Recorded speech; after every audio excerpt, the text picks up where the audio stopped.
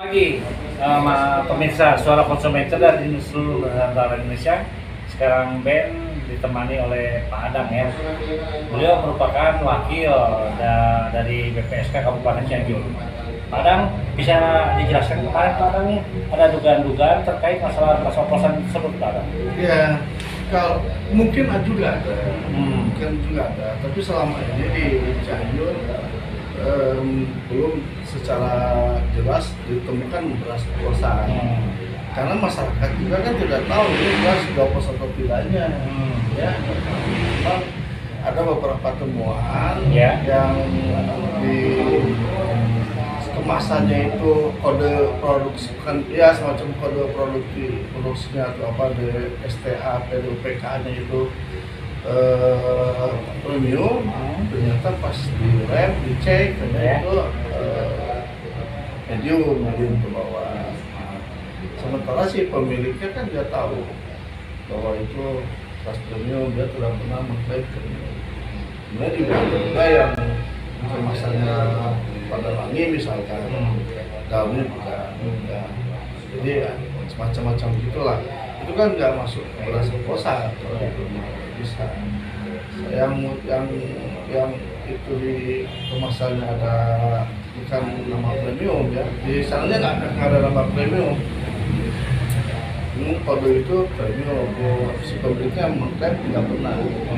Terus kemudian juga itu dia sulit kalau untuk tindak lanjuti karena lemah.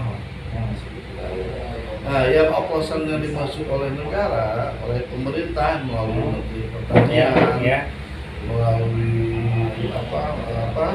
presiden, ya, itu mungkin yang merugikan itu adalah oplosan yang berasnya subsidi. Ya, kalau oplosan yang beras biasa kan sesuai harga. Headnya gimana? Kalau head saya bilang juga, kalau head ini udah nggak masuk udah tidak relevan.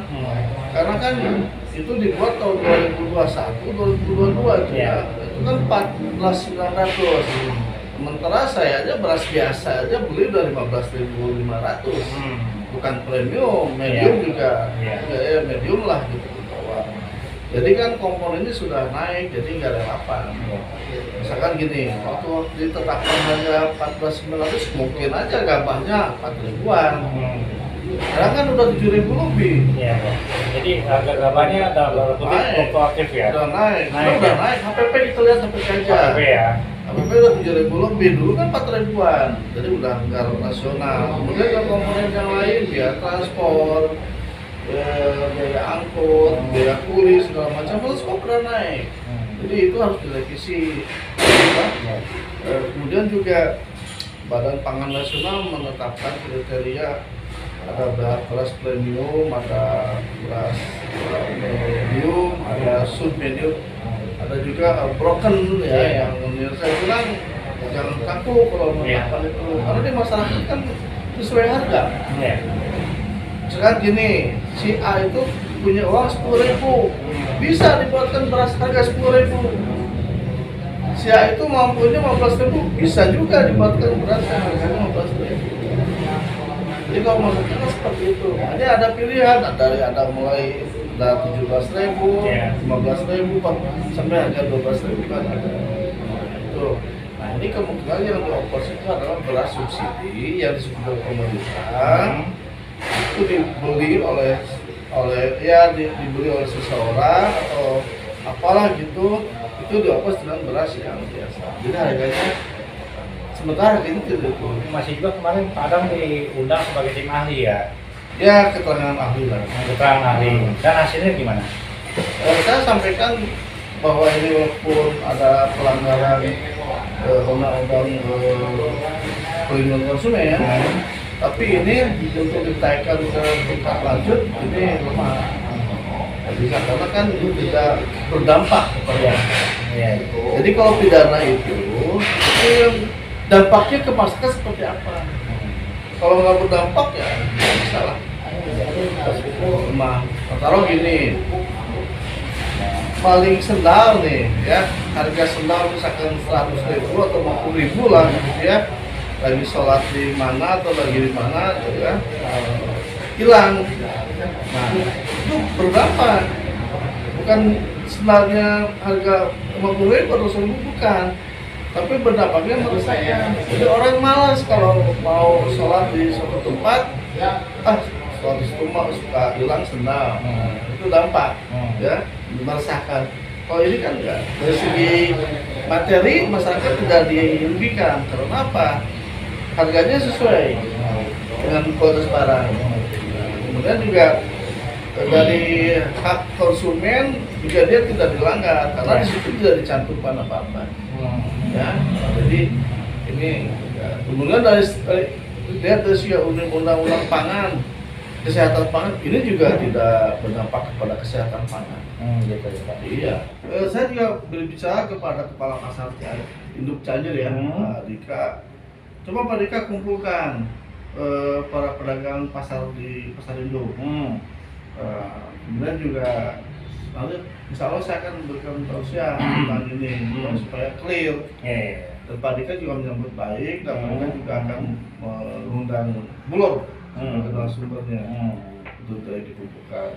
Nah, saya sudah syaratkan padahal nanti insya Allah dalam waktu singkat kita ini untuk clear supaya jangan sampai inilah kasihan lah. Semua pihak kasihan lah, baik masyarakat maupun pedagang itu sendiri. Nah, padahal untuk terakhir kali Pak, Ben mau bertanya, ini dugaan beras oplosan ini udah beredar luas belum di masyarakat? Kalau pendapat suara-suara masyarakat itu udah luas, tapi saya belum menemukan. Oke, berarti udah dijawab ya? Iya. Oke. Ya kalau begitu Ben melaporkan dari Cianjur, Jawa Barat. Notulen dari pembicaraan kita ada yang dibilang kan biar tidak jadi opini liar di publik Pak. Oh iya, masalah beras ini. Iya, coba ini jadi notulennya coba Pak untuk closing untuk wawancara ini. Ya jadi gini kepada masyarakat juga ya, baik konsumen maupun pedagang ya, juga harus istilahnya kalau berniaga itu harus jujur. Ya, berniaga itu harus jujur sesuai dengan perintah Rasul. Jadi harus jujur kalau berniaga itu. Dan konsumen juga selama ini kan tidak mempermasalahkan itu beras pasar, kan nggak tahu dan membeli harga sesuai dengan membeli barang itu beras itu kan juga sesuai dengan harga. Misalkan gini lah, harga 12.000 ya kualitasnya seperti itu. Harga 15.000 harus seperti itu. Tapi yang ada kemarin yang dilihat sama Pak sendiri belum ada indikasi pelanggaran dari perlindungan konsumen maupun dari undang-undang yang pangan. Ya. Jadi dua itu ya. Ya. Oke, siap.